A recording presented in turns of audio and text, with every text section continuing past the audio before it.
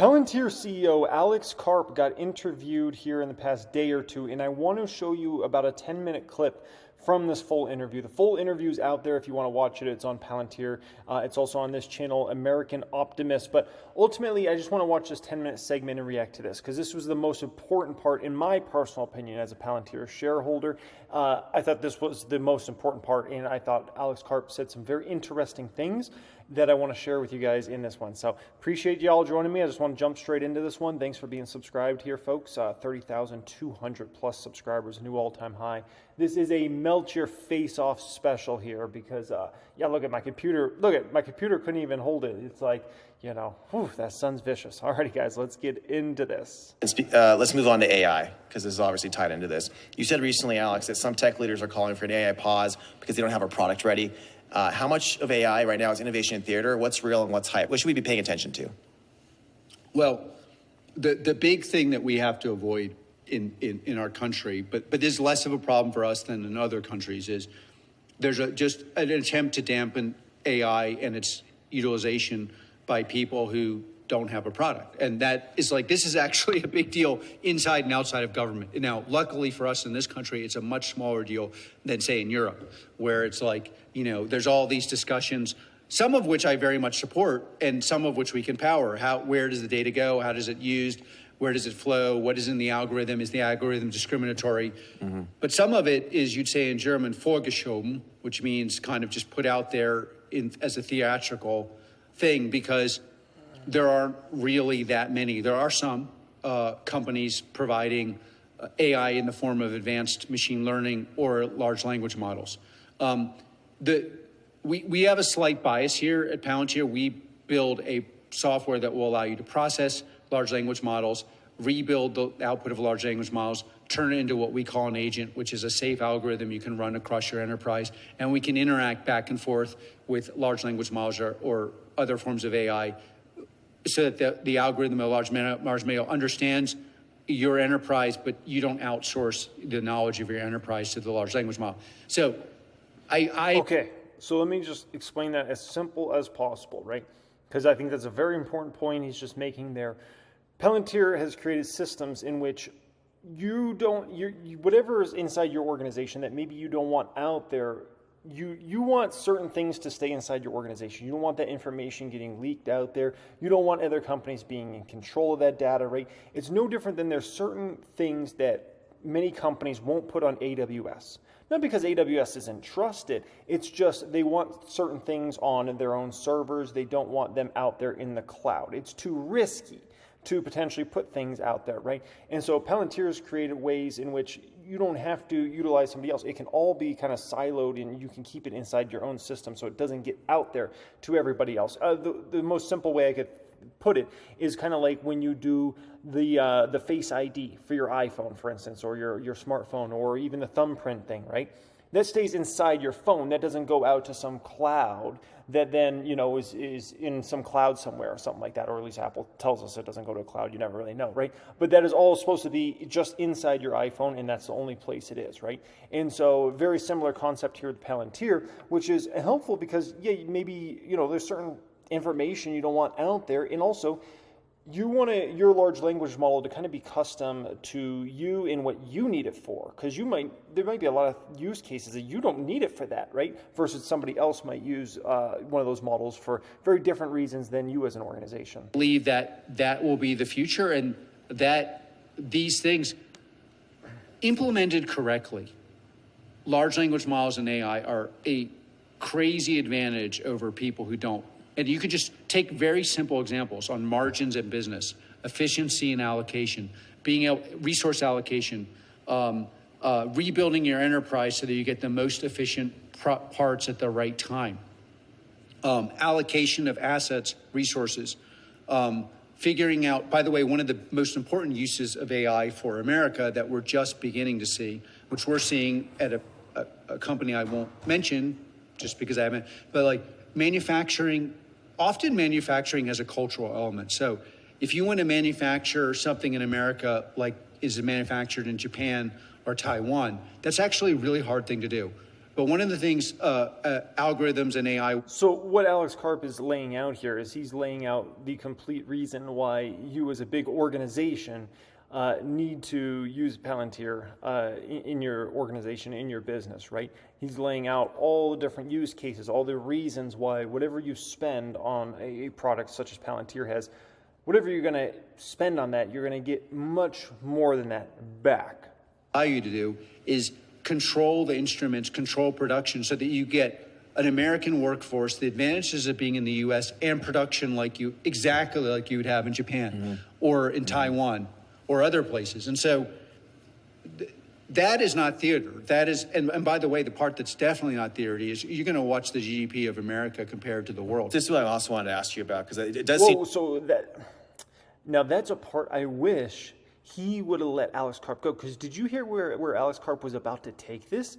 Like, I'm so disappointed that they didn't expand on this point. This is massive. That is not theater. That is, and by the way, the part that's definitely not theater is you're going to watch the GDP of America compared to the world. This is what I also... You're going to watch the GDP of America versus the world. Basically, I think where Alex Karp was going there, and I wish they would have let him expand on that, is it sounded like he was about to make a case why America's GDP is going to go up dramatically over the coming decade or decades versus the world, because we're going to be the AI leaders, right? Which is, man, that would have been a fun, unfortunately, they go off on some other interesting talks here, but I would have really liked to hear Karp expand on that. I'm sure he'll come around to it in future interviews, maybe future conference calls, but that's one that is a different thought process that I would have really loved to hear him talk about for 5 or 10 minutes. That would have been fun. Ask you about, because it does seem to me like it could affect productivity, right, which is the input to GDP. And in America, productivity in things like healthcare, education, even areas, if we disagree on politics, we can both agree those are very important to work better for our country. Like, productivity is stagnated in those areas for decades. Is AI finally going to break in and maybe help productivity there? Are we going to be able to fix some things? We had no clients in So now we're going to talk about productivity and some of those things, but I would have pushed them directly to go to the GDP part again. Like directly, like that's one of those things, don't let that pass up, go straight back in GDP-wise. What are we talking about here? We'll leave education. We're not heavily involved in that. But on healthcare, pharmaceuticals, hospital care, we had basically very few clients last year, and now I think we power allocation at between 13 and 14% of all hospital bed allocation in the country. Wow. We have, and it's simply because the people in these industries know that they need instruments to increase efficiency and productivity. Part of the reason why it was hard to do this is the use case they have is very difficult, because you have to increase productivity with low margins under harsh conditions, meaning you can get sued, you do get sued. There are privacy protections that are the most sacrosanct in the world. There are issues around resource allocation that involve class and race, which mean that I don't want to touch those. So those are issues. Those are issues that where you need to be able to track what goes into the algorithm, how the algorithm is used, and how that algorithm then leads back to efficiency without getting into hot water, either morally, institutionally, or legally. Palantir is ideal for that. Yeah.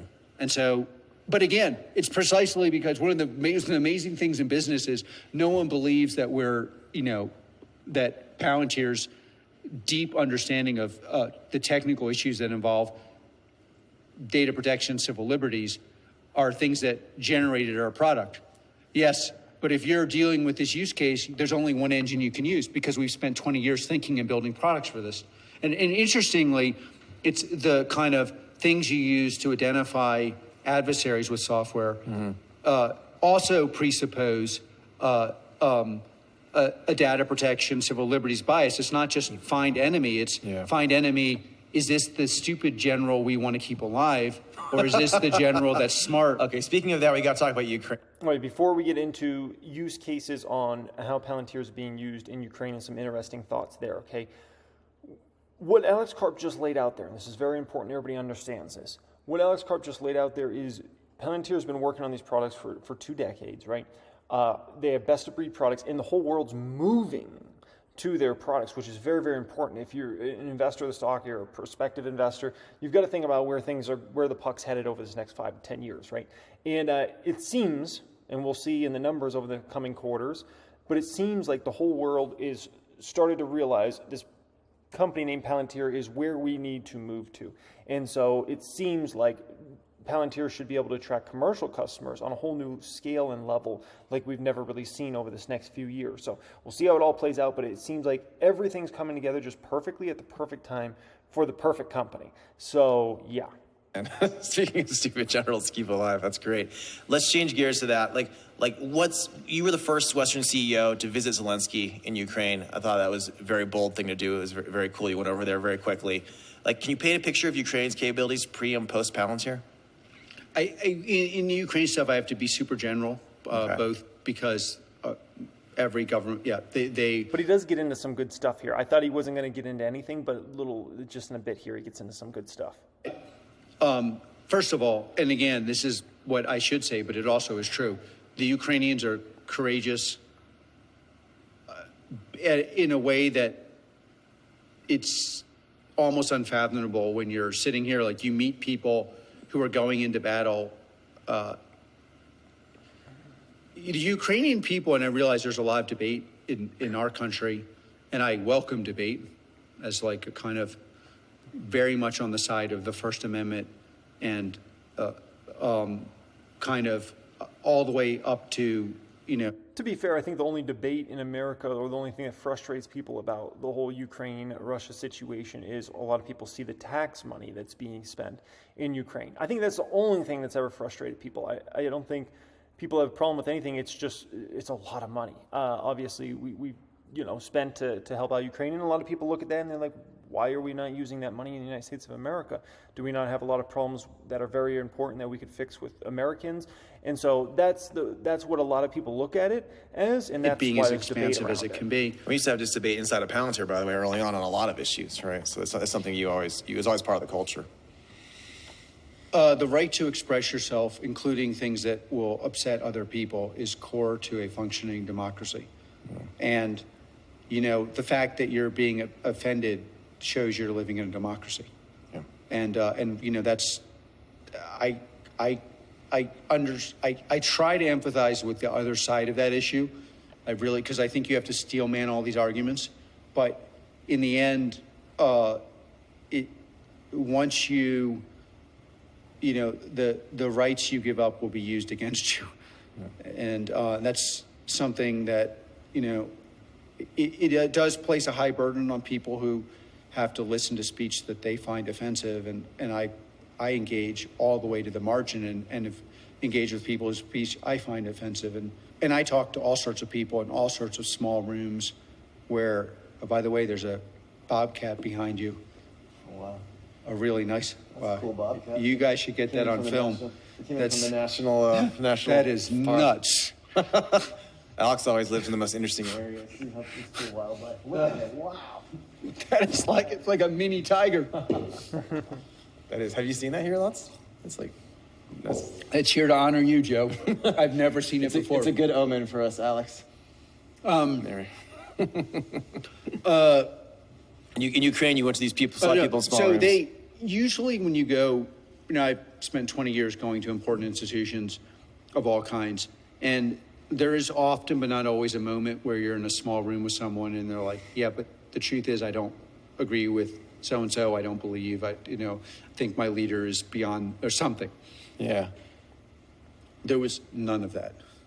Like the amount of kind of deep patriotism, and again, I'm talking about all sorts of people. I like talking to people, quite frankly, who are unimportant.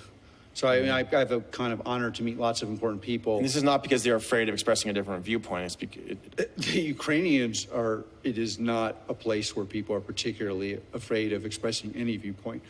You are going to hear a lot of free speech. They are fighting because they believe, and you can debate a lot of things, and there's a healthy debate about the Ukraine war in this country, but I can tell you from my experience on the ground, these people are fighting, and they are willing to fight. And, you know, at a general level, without going into details, some of the places that have used our product have been We get some interesting stuff here, okay? bombed.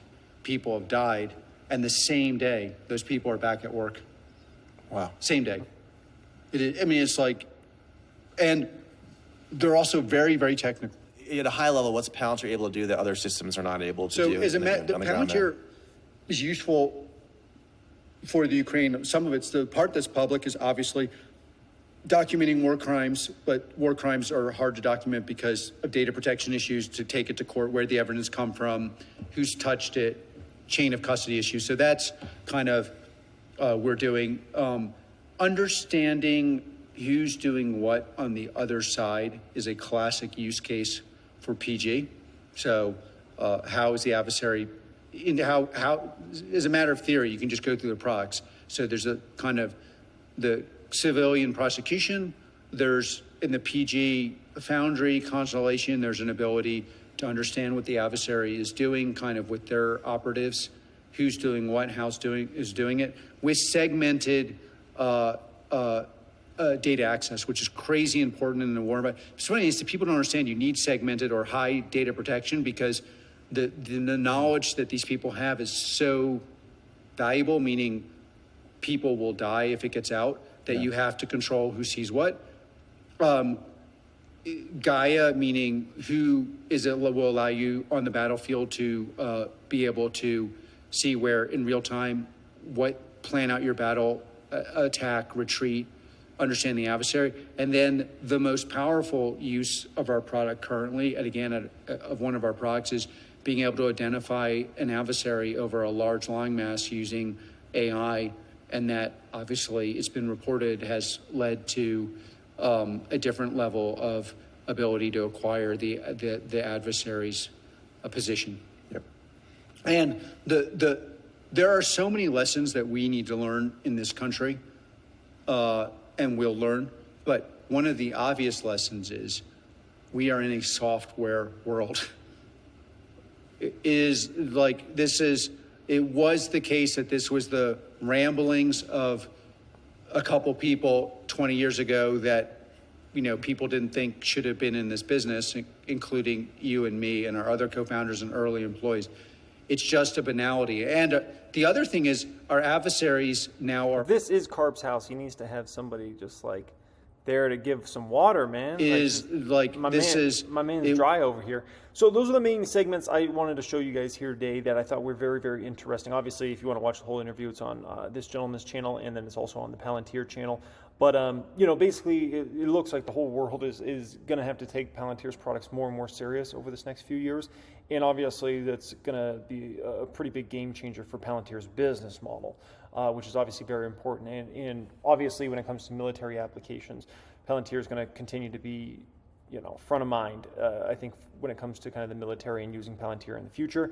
So obviously that's very important. So appreciate everybody joining me as always. Thanks so much, folks. Glad Karp's out there doing an interview. I'm obviously looking this, you know, might be the company I'm looking the most forward to hearing what they have to say in their earnings, a conference call, and things like that. So appreciate everybody. Much love as always. Thanks for being subscribed, folks. If you're looking to apply to join my private group with myself, other Palantir shareholders, and be able to chat with us, keep up to date with everything going on, learn everything I have up here, then check out the pinned comment down there. You'll be able to fill out an application. We'll be able to see if you're a good fit to join us in there. Much love and have a great day.